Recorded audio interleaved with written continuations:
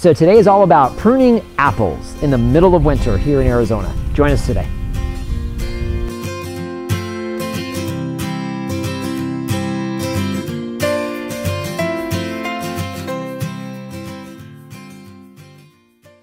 Hi everyone, this is Dwayne with Edge of Nowhere Farm, and we're here today, and actually we're doing part 3 of our 3-part series on winter pruning. So what we wanted to do for the last section of this winter pruning this year was talk a little bit about how to prune apple trees. So we decided to show you one of our newest apple trees. This is an Ein Shemer apple, so we haven't gotten apples off this yet, but we're looking forward to the production. We got this tree from Greg Peterson in the Urban Farm Fruit Tree Program last year, so we picked it up last January. It's January of 2018 this year. So we put it in about a year ago. When we got it, I forget the caliper, I want to say it was about a 1/2 inch, maybe 3/4 of an inch. But when we got it, we cut it off right here, so just above my knee. So it was just a stick, and it was sticking out of the ground that far. So you can see, in the year that it's been in the ground, it's now up probably close to 7 feet, maybe 7.5 feet tall. He's about 3 feet wide, maybe 4 feet wide. He's got some really good growth on him. So now apples, I'm going to link our other videos here for you as far as winter pruning. So what we've already done in our prior videos is we've shown you how to winter prune your grapevines. We've also shown you how to do your winter pruning on your peach trees, which is a lot of detail pruning. Now what we're going to do is show you a way to prune your apple trees. So now apple trees, particularly here in Arizona, they can be pruned really any time of year. But one of the things that we like about having our apple trees pruned in the wintertime is I can actually see where all the growth is and where I need to make my cuts. So a lot easier to see than it is during the summertime. And again, don't shy away from doing some pruning during the summertime on these apple trees here in Arizona. It's not a problem.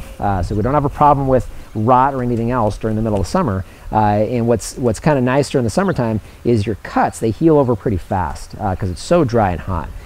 Now, that being said, you want to be cautious how much you're cutting off during the summertime. So if you're going to do some summer pruning, maybe just do a little bit of detail work, maybe some shaping if you want them to look nice. But other than that, I wouldn't do too much in the summertime. We prefer for winter. So back to pruning. So a couple things that we're looking for here on this tree. You can see how much growth we've gotten. Now apple trees are different from some of our other trees.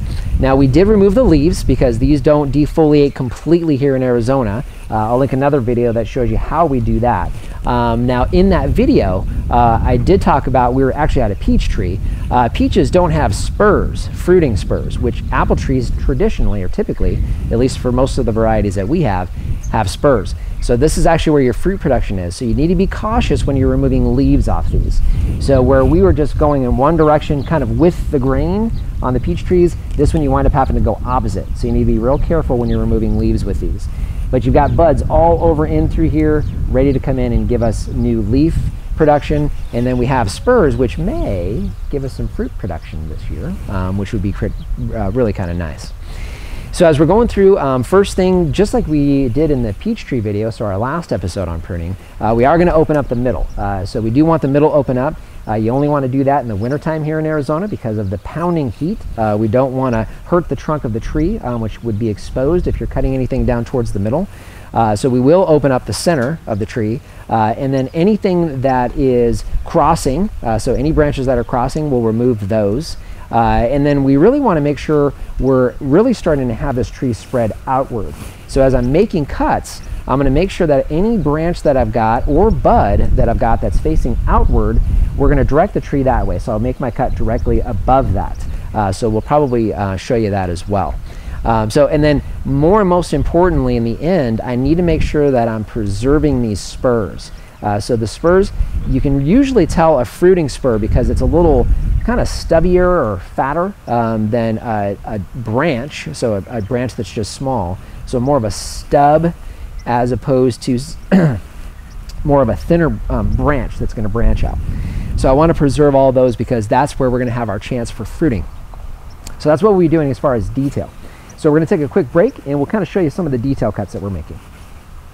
Okay, so we're back. So what we're going to do is we're going to talk about my first steps. So the first thing I like to do is I like to look at anything I need to take out of the middle on branches I know I'm going to keep. So I know I'm going to keep this big branch here, Can't tell for sure whether this is a spur or not, so I'm going to keep it just in case. And you may be hearing Warrior in the background. One of the things that I don't think I've mentioned is when you're looking at your tree is you want to look at balance. So you want to make sure you keep the tree as balanced as you can. One of the things we know we're faced with here is our winds. So we've got our winds that come from the west towards the east, so they're coming in this direction. Hey Warrior, what's up, dude? So we've got winds coming in this direction, so we know that the tree is going to be buffeted this way. So I need to be cautious, leaving a lot of weight on the back side of this tree, so leaving more weight towards the front, but still kind of balancing the tree at the same time. So I'm kind of thinking of all those things as I'm going. Want to make sure, and one of the things with peaches versus apples. So apple trees, I'm doing my regular pruning right now. So I am going to prune for some size control as well. This tree's only been in the ground for a year, whereas I know that it has great root establishment. I can tell by the way the tree is growing. So I'm not too concerned about that, but I need to control the size, especially this year, because this tree will not be able to keep itself upright with too much top weight. It'll topple over, it'll start losing branches. So I am going to shorten it a bit. So what we're looking for when we do that, we want to make sure we're looking for outward facing branches. So I'm going to keep this one because I want this growing out, or I'm going to keep this one.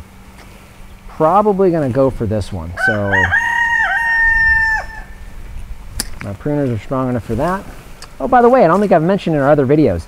So the branches that we're cutting off of here, we actually are going to chip all of these. So obviously, you know, we're a big fan of wood chips. We got them all over the place. We will chip all of these. We'll do another video when we have some time on our chipper and what we use. But we do chip all of these. All right, so that one looks pretty good. He's coming out. I don't think I want to go any lower than that. I may have a fruiting spur here, so I'm going to leave that. I'm going to lose this branch probably completely, so I'm going to show you that now. So again, balance. So we want to keep balance in the tree. I do like my apple trees to have more of an open center.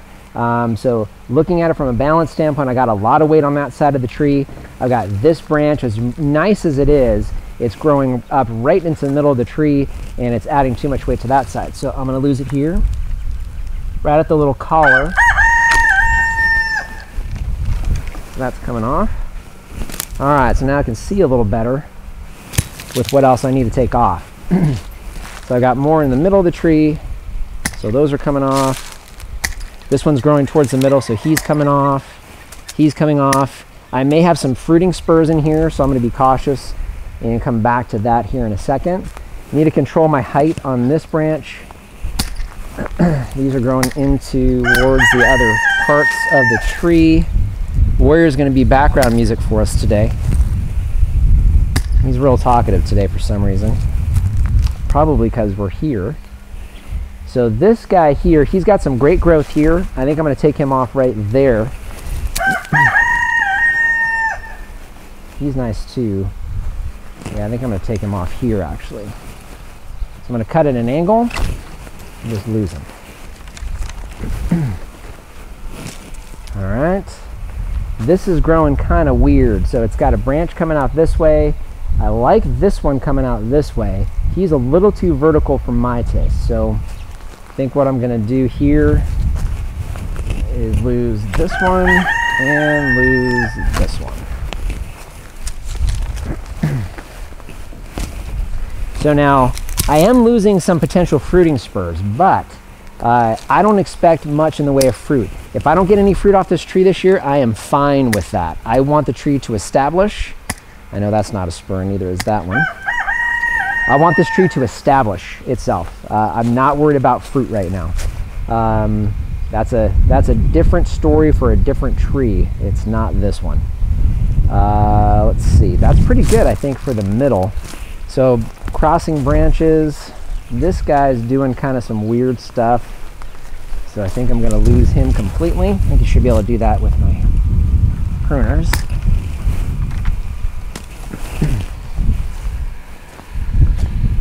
And again, kind of looking at how the tree looks. I could lose that down a little further.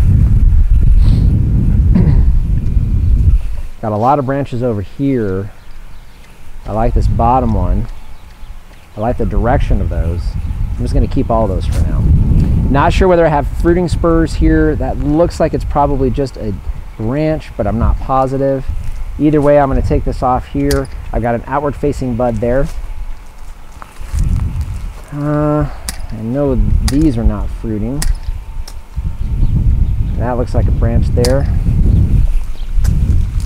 A lot of inward facing stuff here. I've got what's potentially some fruiting spurs here, and what looks like might be an outward facing branch right there. This is definitely crossing here, so that's got to come off. Can't let him stay there. You can see this one's crossing. He's got to come off. This whole thing's kind of a little wackadoo, and he's kind of low for me. I don't think I'm going to have anything quite that low because our chickens would love to eat those.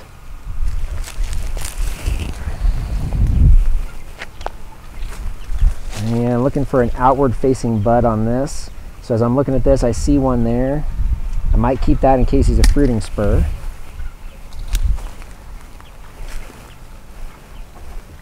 Too tall on this guy. I've got an outward facing branch there. So he's coming off. Got some really low growth on that side that I'm probably going to take off completely. Not 100% sure on that, but probably.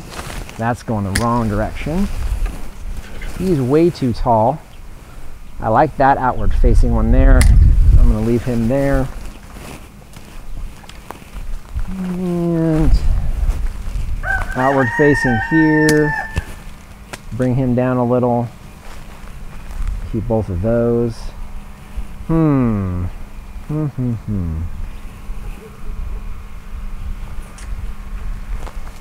do need to keep some weight on this side of the tree, but this branch is really low, so I'm going to lose that branch.